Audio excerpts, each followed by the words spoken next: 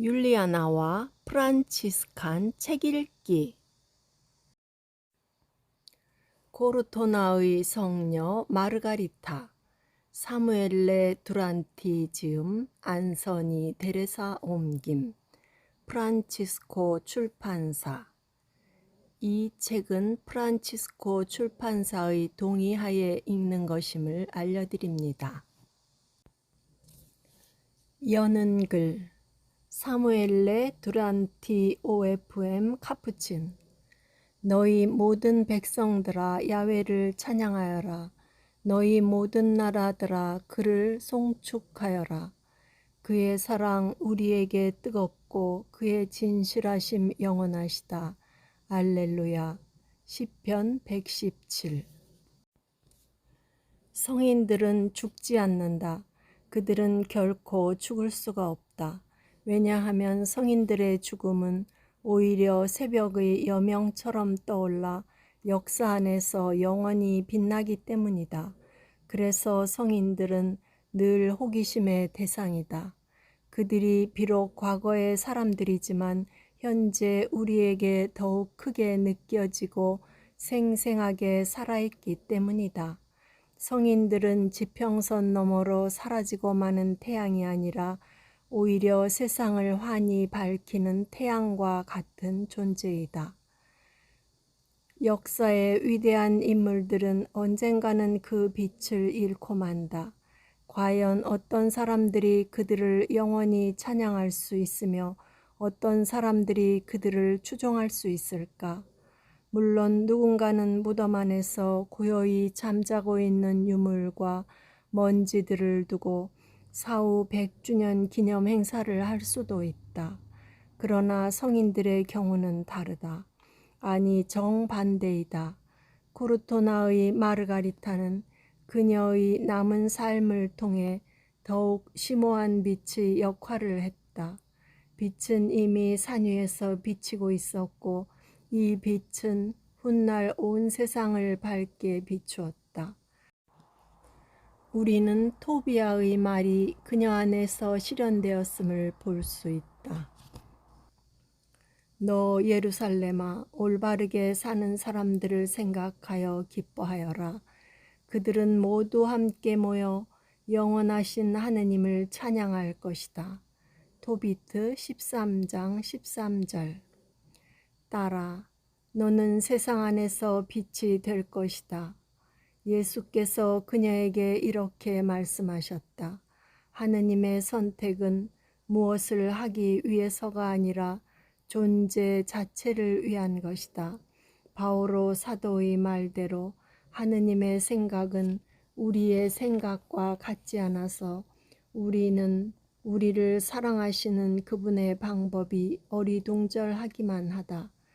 그분은 권세의 힘으로부터 약해지셨으며 위대함으로부터 작아지셨고 부자로부터 가난하게 되셨고 십자가에 못 박히시기까지 자신을 온전히 내어주셨다. 하느님께서는 이교도였던 아브라함을 선택된 민족의 조상이 되게 하셨고 살인한 도망자 모세를 민족의 해방자가 되게 하셨다. 박해자 바오로를 위대한 사도가 되게 하셨고 겸손한 어부 베드로를 교회의 반석이 되게 하셨다. 또 부자 상인의 아들 프란치스코를 아시시의 가난한 자가 되게 하셨다. 마찬가지로 마르가리타를 선택하심은 당신 자비로움의 위대한 걸작품이 되도록 하기 위함이었다. 하느님께서는 마르가리타에게 사랑의 계획을 가지고 계셨다. 그러나 마르가리타는 하느님의 계획을 알지 못하고 반대의 길을 선택했다. 그녀가 세속적인 위안을 찾고자 할 때 하느님께서는 그녀를 옳은 길로 인도하셨다. 마르가리타는 하느님의 인도하심을 받아들였고 그것을 실행에 옮겼다. 하느님을 사랑하는 사람들에게 모든 것은 선으로 되돌아온다. 하느님께서는 어둠에서 빛을, 악에서 선을, 죄에서 거룩함을, 정렬에서 순수한 사랑을 뽑아내는 분이시다. 하느님으로부터 선택된 마르가리타는 그분께 되돌아가는 회개의 걸음을 시작하였다. 바로 속죄의 길, 구원과 자유의 길, 변모와 거룩함의 길을. 모든 성인들은 제각기 독특한 개성과 함께 공통점을 갖고 있다. 반면에 서로 다른 고유성을 지니고 있다. 하느님께서는 똑같은 모습을 결코 되풀이하지 않으시기 때문이다. 마르가리타는 어떤 의미에서 회개자의 모습을 아주 구체화하였다. 잃어버린 양의 비유는 그녀를 통해 더욱 구체화된다. 목자는 그녀를 찾아 헤매다가 드디어 그녀를 발견하고는 기뻐 어쩔 줄 모른다. 그러나 그녀가 걸어간 회개의 길은 어떻게 해석해도 유일하다. 우리는 그녀의 생애를 통해 이를 발견하게 될 것이다. 그리스도에게 사로잡힌 그녀는 삶의 정신과 태도를 완전히 바꾸었다. 그녀는 스스로 거룩한 기쁨을 선호하였다.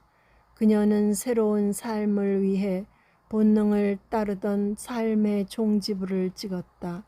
그리고 아시시의 성 프란치스코의 모범 위에서 그리스도를 따르는 삶을 새롭게 시작하였다.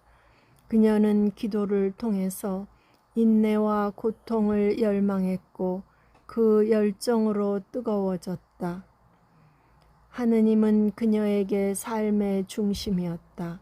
사람들은 저마다 삶의 중심이 다르다. 어떤 사람은 공부와 연구하는 일을 삶의 중심으로 삼는다. 어떤 사람은 스포츠나 성공을, 어떤 사람은 예술을 자기 삶의 중심으로 삼는다. 이런 사람들은 자기 삶의 중심이 곧 명성이라고 할 수 있다. 마르가리타는 사도 바오로가 나에게는 그리스도가 전부입니다. 나는 살아도 그리스도를 위해 살고 그리스도를 위해 죽는 것이 오히려 내게 유익합니다. 라고 했던 것처럼 나는 그리스도 안에서 그리스도의 것으로 그리스도를 위해서 삽니다. 그분은 내 삶의 주인이십니다. 라고 말한다. 그녀는 하늘의 오묘함 안에 희망의 닻을 내렸다. 고양된 정신과 영혼의 갈망은 거대한 섬광을 일으킨다. 마르가리타는 불타는 열정으로 잠들어 있는 사회를 깨우는 위대한 업적을 남겼다. 병자들에 대한 봉사나 가난한 이들을 돕는 일, 도시나 민족 간의 대립을 평화로 이끄는 일 등 그녀는 그리스도께 대한 억제할 수 없는 사랑으로 오히려 길가나 광장, 어느 으슥한 골목길에 버려지기를 바랄 정도였다. 성인들은 하느님의 부르심에 예라고 응답한 순간부터 자신의 삶을 하느님께 맡겼다는 점에서는 모두 같다고 할 수 있다. 성인은 반석 위에 집을 짓는 지혜로운 사람이며 하느님의 빛을 반사하는 거울이다. 갈바리아까지 나를 따르라 하신 복음 말씀은 성인들로 하여금 진정으로 그리스도께 일치하게 하고 인간 본성을 그리스도의 신성에까지 들어 높이게 한다. 복음 말씀은 이렇게 하느님의 의지를 완성하는 힘을 갖고 있다. 마치 담쟁이 넝쿨이 줄기에 꼭 달라붙어 있는 것처럼 성인들은 더 크고 더 높은 참 존재이신 분과 맺어져 있다는 것을 감지한다. 그리고 오만함과 이기주의를 거부하고 완전하고 영원한 삶을 위해 자신을 투신한다.